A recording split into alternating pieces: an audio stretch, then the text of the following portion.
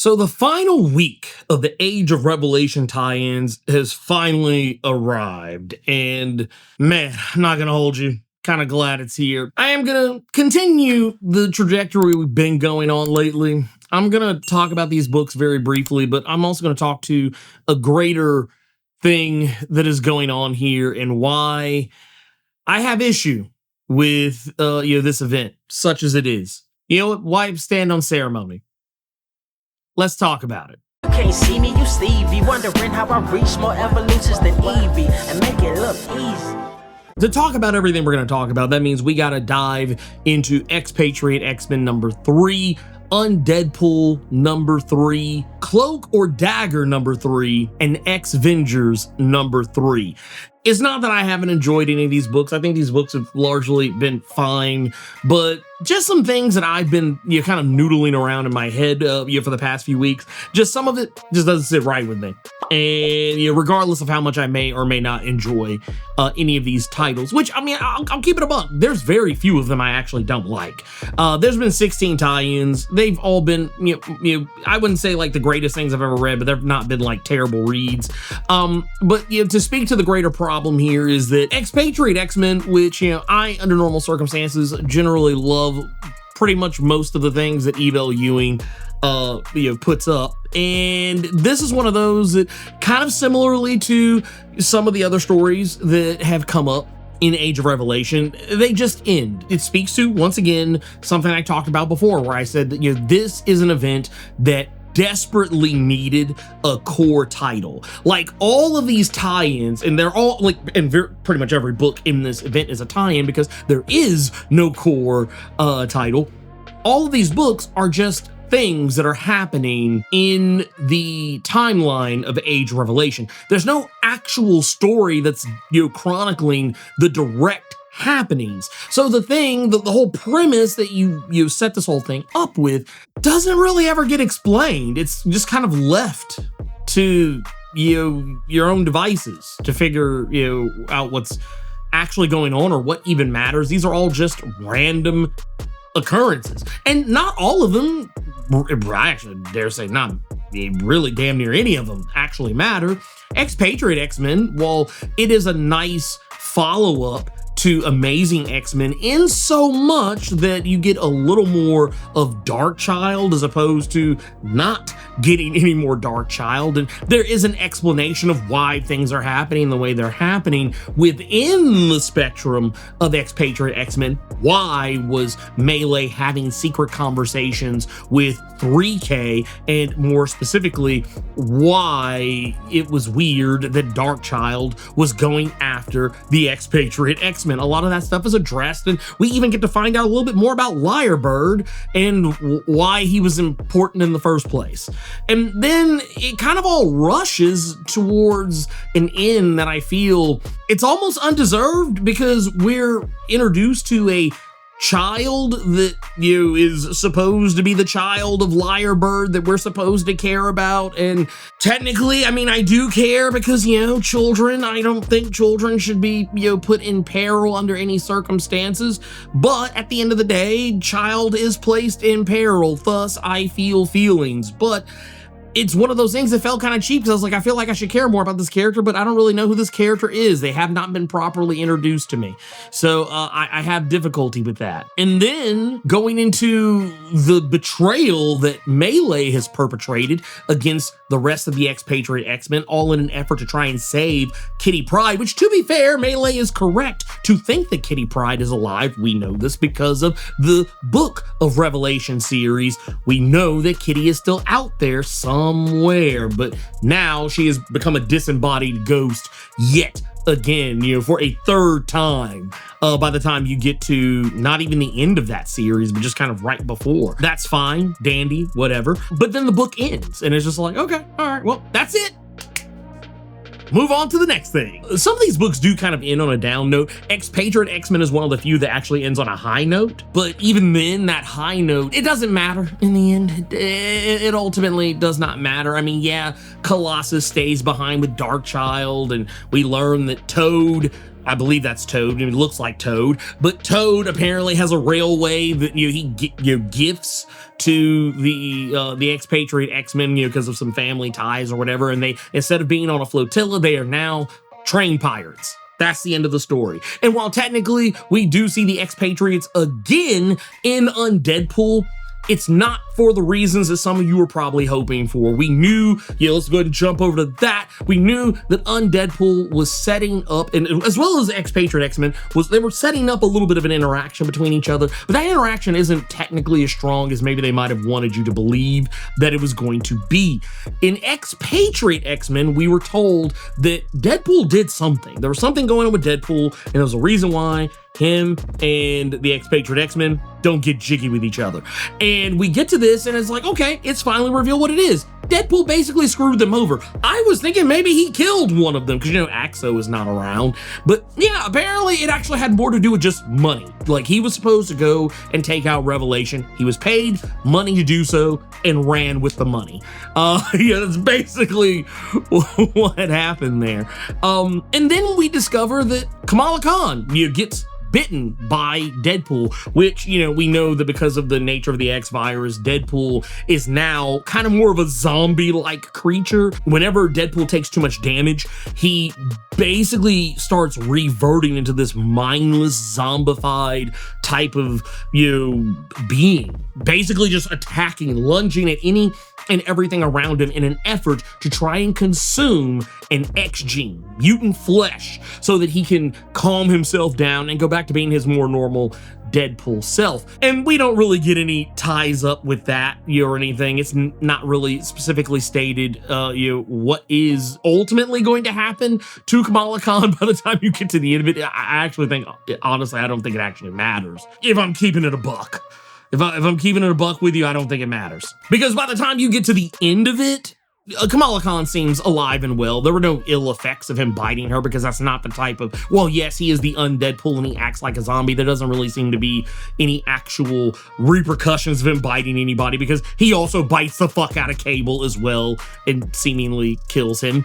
Mind you, a Cable who now has his memories back and is now trying to help Wade figure out how to get his own sense of self back. But the whole thing here is that there was a secret antagonist in this, and it was Fearless. Now, this is something that, while if you read the first issue, I feel like wasn't really very clear. By the time you get to the second issue, it is revealed that there was something a little bit more nefarious to her past. The fact that she used to be one of Quentin Quire's Omega kids, or was a potential Omega kid, but then we discover that, she got away from that because apparently, they couldn't, get jiggy with the stuff that was going on with Revelation. But actually, it wasn't really quite the case. There was a lot of story that was being left for the next issue. And it was because when we saw the end of that second issue, we saw that Fearless actually had more power than she let on. She was only thought to be telepathic, but she is actually telekinetic.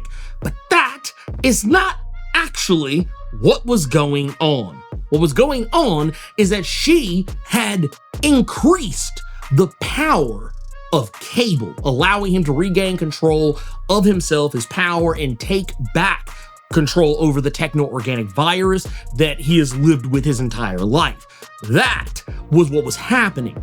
And she only, was really doing this because she is trying to prove herself as the next chorister. We know that Revelation has lost, by this particular point in time, he has lost 2 choristers. He lost Topaz at the beginning of this event, and he lost Fabian Cortez more recently. And now he needs choristers, because that's kind of how Revelation's power works. Yes, he can command anyone to do whatever he wants, but he likes to have power boosters with him so that his power is never fallible. He wants to always be able to dominate people no matter what. We saw what happened in the Amazing X-Men series, where he was trying to take over Wolverine's mind when Wolverine had gotten basically almost completely deleted in the X-Men Age Revelation Zero, or actually Overture one-shot. He, for all intents and purposes, because his mind had to be rebuilt from nothing, he didn't have the programming that Revelation had put into him before. And when Revelation tried to put it back, he found difficulty in doing so. He had to have the power of all of his choristers boosting him in order to bring Wolverine back to Angel of Death status. So yes, he needs another chorister, and Fearless would be perfect for that. But at the end of the day, Deadpool decides that it's not worth it to let Fearless get her wish to be a chorister and basically takes her out of the game. He removes her off the table, and as a result of this, because Fearless has undone his healing factor shenanigans that the X-Virus had done to him, that has turned him into this, kind of undead zombie-like creature, his healing factor is working overtime, but to the point that like his cancer is also working overtime, and he's basically going to burn up. He'll basically fade, or rather burn into nothingness. And that's basically how this book is going to end. What the Expatriate X-Men are going to do after that, we'll have to wait and see in the X-Men Age of Revelation finale, but I wouldn't hold out a whole heap of a lot of hope. And then there's also what's going on with Cloak or Dagger, which, it's kind of funny. Some of the things that I said were probably going to happen with Cloak or Dagger, or how things could have worked out in Cloak or Dagger if they'd gone a different way, actually come to fruition in this third issue of Cloak or Dagger. They basically do the thing. They're going up against the Fenris twins, and I mentioned that, Cloak might not be the best person to go up against the Fenris twins considering their power set, and also the nature of them, him fighting them solo dolo when they are a duo, especially when you consider Cloak and Dagger are normally a duo, but in this instance they're more of a singular unit because they can't exist in the same space at the same time. And what happens when Cloak and Dagger are able to work in tandem with one another against Fenris? They clean them up. It was kind of one of those things like, it all makes sense now. Like, it's like, this is the way. But the more interesting thing here is Ayla. You don't really get any actual explanation as to why Ayla is able to do the thing she's able to do. I mean, outside of the fact, that being pretty obvious that she is the child of both Dagger and Cloak, so therefore she has both of their powers, but it's never really addressed anywhere beyond that. I feel like that's just going to be one of those stories we'll just have to pontificate about in the future, because I have a feeling that unless Justina is given the opportunity to write a Cloak and Dagger series beyond this, I hope she does. I really hope she does, but if she doesn't, we'll just never know. But I feel like if she did get the opportunity, we probably would see the birth of Ayla in the, prime canon, the Earth 616 of it all. I would like to see that. I hope she gets the opportunity to do so, because I feel like Cloak or Dagger was really good. It just didn't matter to the overall event, which is kind of par for the course for a lot of these books. But I like that, she seems to have the ability to teleport and open portals to the Dark Forest dimension, no differently than her father Cloak. She also seems to be able to fling light daggers, no differently than Dagger. And when you kind of get to the end of it all, they still can't really do the same place at the same time thing. While yes, they are spending a good deal of time in this issue on the same plane of existence, it is slowly unraveling them. But basically the whole idea here is that, the X-Virus forced us to have to divide and be away from each other. Well, Fenris works the same way. They have to touch one another in order for their power to be effective or even used at all. So what happens here is that they decide, if we were divided by the X-Virus and conquered, we just divide them and conquer them, and it ends up ultimately working. As you would imagine, you separate the two, they can't do anything together. Or they can't do anything separate of one another. They're no longer a threat. And we basically, this one, I said Expatriate X-Men gets a pretty decent happy ending. This actually gets a little bit more of a happy ending, but it still has the ominous undertones of the fact that Cloak and Dagger still can't exist in the same space at the same time. They're still having to be separate of each other, though there is kind of the implication that maybe they will be able to be together at the same time at some point. It is what it is. It is what it is. But it is nice to see that Ayla, gets into the fight, gets involved in things. And while yes, her parents are trying to protect her from that, they don't do the typical comic book thing and try and keep her away from it as hard as maybe some other people, because they recognize she is powerful. She is the best of both of them, and she wants to go back out there and do the thing. But yeah, that one was fine. And then ultimately you get down to X-Vengers, which I think I basically had said for a while now that this was probably the more consequential book, just by virtue of the fact it delved into the X virus and the connection to the Technarchy a little bit more than some other books did. And we kind of talked about before with Undeadpool how Cable was taking over the techno-organic virus as well, but that got done away in the second issue and it was not readdressed in the third. I mean, it's mentioned, but it's not like, oh, this is what was going on. And, I initially thought, oh, well, maybe Warlock is involved in one of these two books. Well, as it turns out, it's not in either Undeadpool and it ain't in X-Vengers either. We learned just this previous week with Book of Revelation that Warlock is the X virus. Basically, he's a part of it. It's why it's so virulent, and even more so than like normal Technarch stuff. And then you get to X-Vengers, and once again, Revelation should be like a bigger part of this, but he's not. It more focuses on Sam Wilson, which is fine. I'm okay with that. I'm okay with President America, or President Captain America, Captain President America, however you want to say it. Either way, Sam Wilson's president. And I thought that part was cool. It was nice. And it was also nice to see the X-Vengers and the Seraphim, they're not getting along in some cases, getting along in some others, and there are characters getting clapped. There's stakes here, but at the end of the day, there's also no stakes because that this is a dead timeline that we're messing with, or it's not dead now, but it will be a dead timeline. So it's kind of like it doesn't matter. Pocket sand. Getting back to it, we then get the MODOK of it all. MODOK gets involved, and technically he was teased in the first issue, mostly, sort of, and then of course all the mentions of AIM that have happened over the course of the past couple of issues, but then MODOK just kind of comes out as the big bad of the whole thing, and it's just kind of like, okay. And basically MODOK it's seemingly, MODOK is working in tandem with the virus. And it's just, I don't know, it was such like X-Vengers went from one of those books I was like, man, I don't give a fuck about this book. And then I read it, I'm like, you know what? I actually do.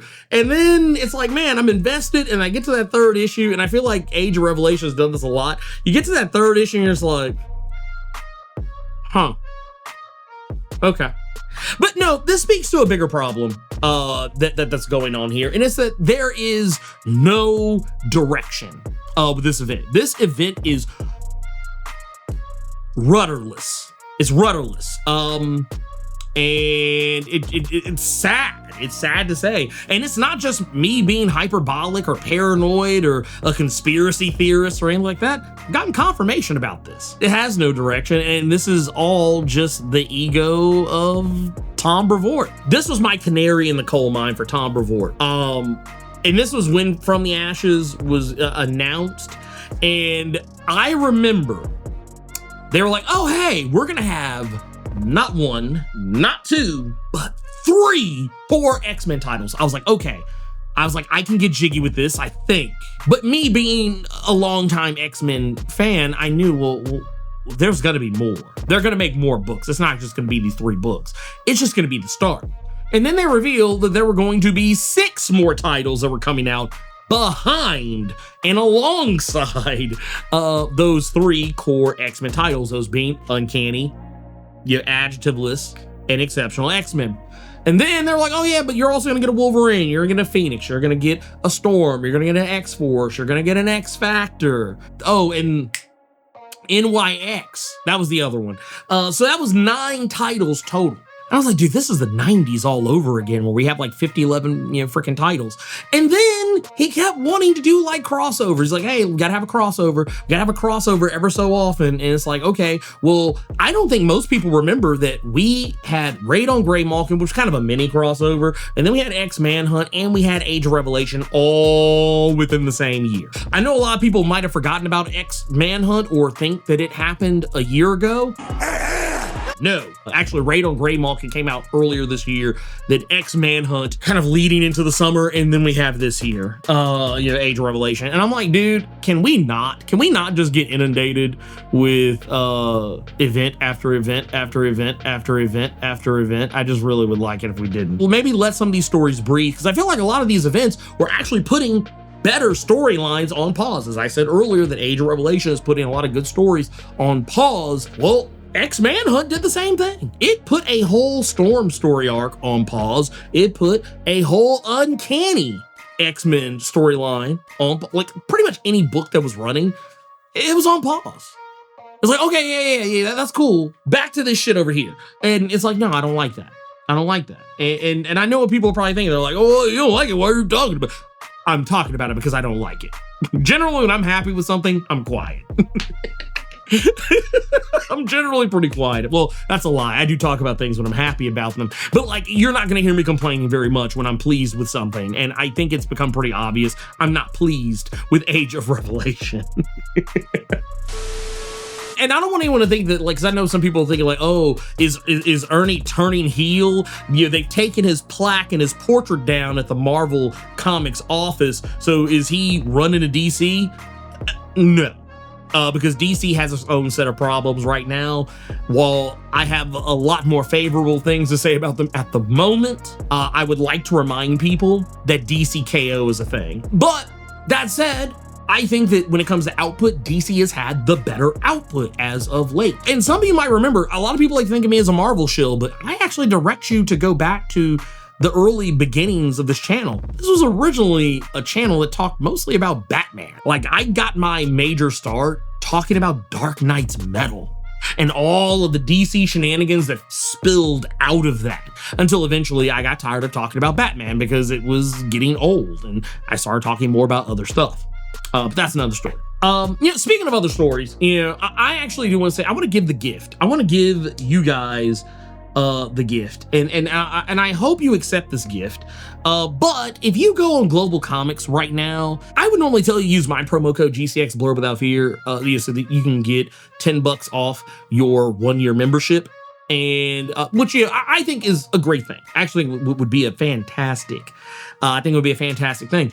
However, I want to tell you something a little bit better, and I don't know if my promo code works in tandem with this, and I can't test it because I already have an active membership, so I don't know. I don't think I can do anything of this magnitude. But I do want you guys to know that there's a current holiday bundle going right now on Global Comics. Now, if you do this deal, you will get 10 premium comics that you get to keep regardless of whether or not you maintain the membership. You'll get a copy of Amazing Spider-Man #1, Amazing Spider-Man #2, Batman #1, Blue Lock Volume 1 and 2, Captain America #1, DC KO #1 and 2, as well as Lone Wolf and Cub Volume 15 and 16. And these you get to keep regardless. These are yours now. These are yours in perpetuity on Global Comics. So that's a really sweet deal. Also, there's a really awesome DC Comics holiday deal. I know I just said I'm not a DC shill, but now I'm sitting here, shilling, DC Comics to you. How crazy is that? Right now, they're doing up to 80% off on DC Comics. So I just want to say, go on there, go take a look. There's so many different books on there, ranging from Absolute Batman to Batman the Killing Joke to Absolute Green Lantern to The Flash, Wonder Woman, and Poison Ivy. Yeah, that's right, some of you Poison Ivy haters. Yeah, guess what? Poison Ivy's still running, and it's on Global Comics right now. So yes, it's on there. You can go check it out. If you're a fan of your Superman Smashes the Klan, it is on there as well. So yeah, you can get any of these books, ranging anywhere from, I think the lowest I've seen is 38% to as high as 80% off of some of these titles. So yeah, go take a look. I'll leave a link down below. You can go check it. I'll be in the description. I might try and put it in the pinned comment, but yeah, just go in there and look. It's there. It's there should you want to get that. It is the Christmas season, so I definitely want to make sure that, we get that, give you a little goodwill towards all, spectrums of the nerd community, comic fan community, what have you. So yeah, this is me giving the gifts. So Merry Christmas, and hopefully Happy New Year. And for those who do not celebrate Christmas, or maybe you celebrate something else that I'm not aware of, or maybe I am aware of but I'm not thinking about at this precise moment in time, happy that to you. because that is valid, and I think you're valid. That said, I actually don't really have a whole heap of a lot of anything else to say. Yeah, I've read some pretty good books this week. X-Men, notwithstanding, and I like I said, there was good stuff out there. And I actually do recommend, if you are someone who is, kind of on the fence, about, the whole Age of Revelation thing, I don't blame you. You're not alone. You have a friend in me. I agree. I'm more interested in the Shadows of Tomorrow than I am, which is supposed to be the whole status quo following Age of Revelation. I'm more interested in that. I'm more interested in the end of this than I am the actual event itself, largely because I just want to get back to business as usual.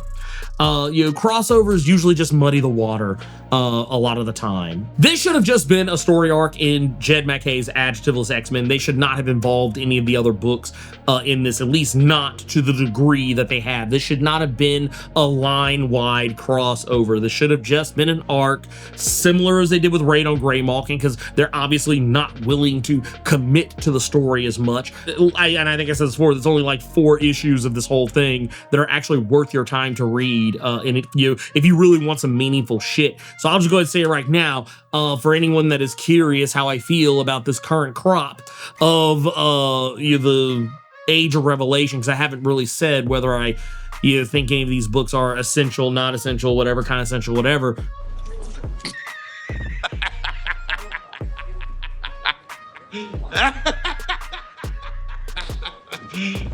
You serious? I say that when this event is over, go read Uncanny, go read, Exceptional X-Men will not be back.